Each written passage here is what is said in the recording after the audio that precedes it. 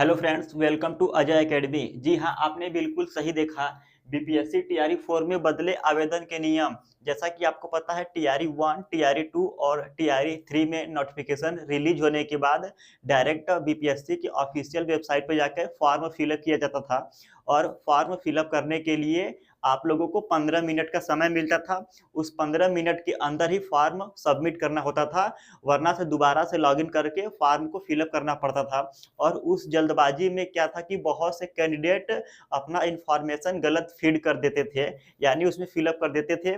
इससे बीपीएससी को बहुत ही प्रॉब्लम होती थी एग्जाम कंडक्ट कराने में। तो बीपीएससी ने थोड़ा चेंजेस किया है, अब ओटीआर लाया है, वन टाइम रजिस्ट्रेशन। तो देखिए, जो आवेदन बदलने का नियम है, इसमें आपको सबसे पहले ओटीआर करना पड़ेगा। अब देखिए, ओटीआर क्या है इसको हम लोग समझ लेते हैं, और इसमें क्या क्या डॉक्यूमेंट लगेगा वो भी आप लोग देख लीजिए। देखिए, ओटीआर का मतलब होता है वन टाइम रजिस्ट्रेशन। सरकारी परीक्षाओं में ओटीआर एक ऐसी प्रक्रिया है जिसमें आप अपनी बेसिक जानकारी, मतलब नाम, पता, योग्यता, फोटो, सिग्नेचर आदि सिर्फ एक बार भरते हैं। उसके बाद जब भी उसी आयोग की नई भर्ती आती है तो आपको बार बार पूरा फॉर्म नहीं भरना पड़ता, सिर्फ आवेदन करना होता है। ओटीआर के फायदे: हर फॉर्म में बार बार डिटेल नहीं भरनी पड़ती, समय की बचत होती है, गलती की संभावना कम होती है और जल्दी आवेदन हो जाता है। देखिए फ्रेंड्स, जैसा कि आपको पता है कि जब फॉर्म आता है तो बहुत सारे लोग एक साथ इकट्ठा होकर फॉर्म फिलअप करते हैं, तो जो आयोग है उसकी साइट भी क्रैश कर जाती है और जल्दबाजी में लोग फॉर्म में कुछ ना कुछ गड़बड़ियां कर देते हैं, जिससे आयोग को बहुत ही प्रॉब्लम होती है एग्जाम का, कैंडिडेट का एग्जाम कराने में। ओटीआर क्या है? एक ऐसा प्रोसेस है कि जिसमें कैंडिडेट को उस आयोग की वेबसाइट पे अपना नाम, पता, address, signature, photo, qualification details सब कुछ पहले से ही हम लोग वहां पर फिल के वन टाइम रजिस्ट्रेशन कर देते हैं। जब भी आयोग की कोई सा भी वैकेंसी आती है तो केवल हम लोग अपनी ओटीआर नंबर और पासवर्ड से लॉगिन करके उस फॉर्म को हम लोग इजिली हैसल फ्री होकर भर लेंगे।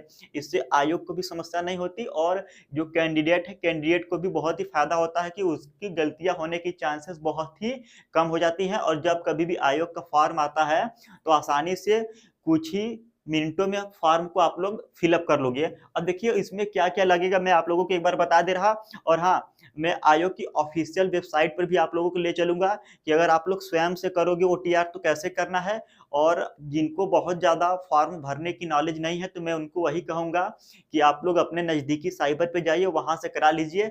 50-60 रुपये लगेगा, परंतु आप गलतियों से बच जाओगे। बहुत ही ज़्यादा आप लोगों को टेंशन भी लेने की ज़रूरत नहीं पड़ेगा। और मैं अभी इस वीडियो में दिखाऊँगा कि आप अगर आप स्वयं से कर रहे हो तो कैसे करना है। देखिए, वन टाइम रजिस्ट्रेशन करने का सबसे आसान तरीका, स्टेप 1, ऑफिशियल वेबसाइट पर जाए। जैसे मान के चलिए कि बिहार में है तो बीपीएससी के, उत्तर प्रदेश में है तो यूपीपीएससी के, मतलब हर राज्य के जो भी पीएसयूज होते हैं या यूपीएससी वगैरह होते हैं सब वन टाइम रजिस्ट्रेशन कराते हैं। इससे आयोग को क्या होता है कि पहले से ही अनुमान लग जाता है कि कितने कैंडिडेट हमारे पास हैं एलिजिबल और कितने लोग फॉर्म भर सकते हैं।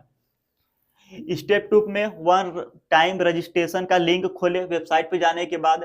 फिर स्टेप 3 में क्या है, बेसिक जानकारी भरना है। और जो भी आपको नाम, पता, एड्रेस, माता का नाम, पिता का नाम भरना है, मैट्रिक यानी 10th के सर्टिफिकेट के अनुसार भरना है, जो 10th के सर्टिफिकेट पर है।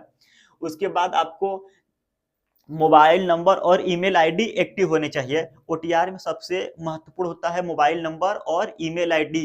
सारा जो आपका डिटेल्स है या अपडेट है ईमेल और मोबाइल नंबर पर ही आएगा। तो आप लोग मोबाइल नंबर तो एक्टिव रहता ही है, आप लोग अवश्य कोशिश करिएगा कि जो भी ईमेल यूज करेंगे ओटीआर भरते समय उसको आप लोग हमेशा अपने साथ रखेंगे, यानी कि उसको एक्टिव रखेंगे।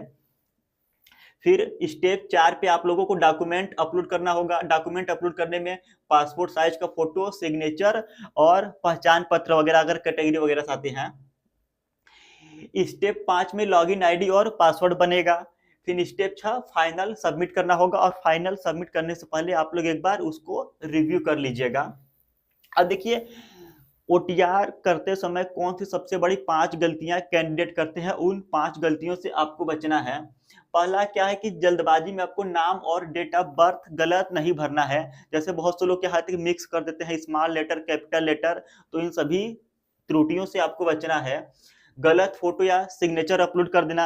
अब हम लोग चलते हैं आयोग की ऑफिशियल वेबसाइट पे कि आप लोग अगर स्वयं से भी भरोगे तो उसको कैसे फिलअप करना है। तो मैं देखिए नया पेज ओपन कर दे रहा। सिंपल सा आपको अपने मोबाइल, टैबलेट या लैपटॉप कहीं पर जो आप लोग यूज करते हैं क्रोम पे जाना है, केवल बीपीएससी सर्च करना है। बीपीएससी सर्च करने के बाद पहली वेबसाइट ऑफिशियल आएगी। फिर इस ऑफिशियल वेबसाइट पे जाने के बाद आप नीचे जाएंगे, यहाँ पर है ऑनलाइन एप्लीकेशन, ऑनलाइन एप्लीकेशन पे जाना है। देन इसके बाद देखिए जो लोग रजिस्ट्रेशन कर चुके हैं उनको यहाँ पर यूजर नेम और पासवर्ड मिलेगा। तो ऑलरेडी जो रजिस्टर कर चुके हैं उनको यहाँ से यूजर नेम पासवर्ड से लॉगिन करना है। अगर आप फर्स्ट टाइम ओटीआर करोगे तो न्यू रजिस्ट्रेशन पे क्लिक करोगे, और न्यू रजिस्ट्रेशन पे क्लिक करने के बाद यहाँ पर इंफॉर्मेशन है, तो इसको हम लोगों को क्या करना है, क्लोज करना है। अब देखिए यहाँ से आपका ओटीआर का फॉर्म फिलअप होना शुरू हो जाएगा। जैसे आपका ईमेल आईडी भरना है, ईमेल आईडी जो डालेंगे उस ईमेल आईडी पर ओटीपी आएगा, वेरीफाई करना है। मोबाइल नंबर डालेंगे, फिर मोबाइल पर ओटीपी आएगा, वेरीफाई करना है। पासवर्ड डालना है, फिर उसी पासवर्ड को कंफर्म करना है। पासवर्ड आप ध्यान रखिएगा कि उसमें डिजिट्स हो और अल्फा न्यूमेरिक हो, कुछ स्टार हैच वगैरह हो और अल्फाबेट लेटर हो और डिजिट्स हो, सभी का मिक्सचर हो। फिर कैंडिडेट का नाम, और यहाँ पर दोबारा से नाम को अपना वेरीफाई करना है। परीक्षार्थी के पिता का नाम वेरीफाई करना है दोबारा से, माता का नाम फिर यहाँ पर वेरीफाई करेंगे, और सभी जो डिटेल्स भरिएगा आप सबसे बेस्ट तरीका है क्लास 10th का सर्टिफिकेट ले लीजिए, उसमें से आराम से सावधानी पूर्वक देख के भरिए ताकि आपसे कोई भी गलती ना होने पाए। जन्म तिथि एक बार यहाँ पे भरोगे, दूसरी बार वेरीफाई करना है। फिर जेंडर जो आपका है मेल, फीमेल या ट्रांसजेंडर, फिर यहाँ आप उसको वेरीफाई करेंगे। और देखिए पहचान पत्र, यहाँ पे आप लोगों से केवल 3 चीज मांगा गया है, आधार कार्ड, पैन कार्ड और ड्राइविंग लाइसेंस।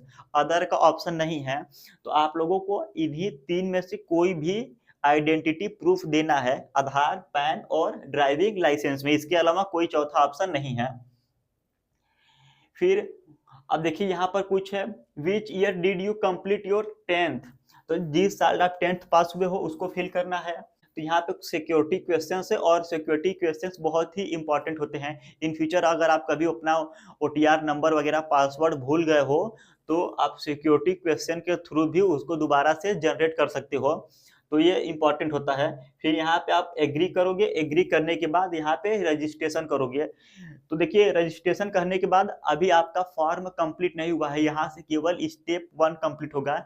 इसी तरह आप लोग को टोटल 5 स्टेप करना होगा।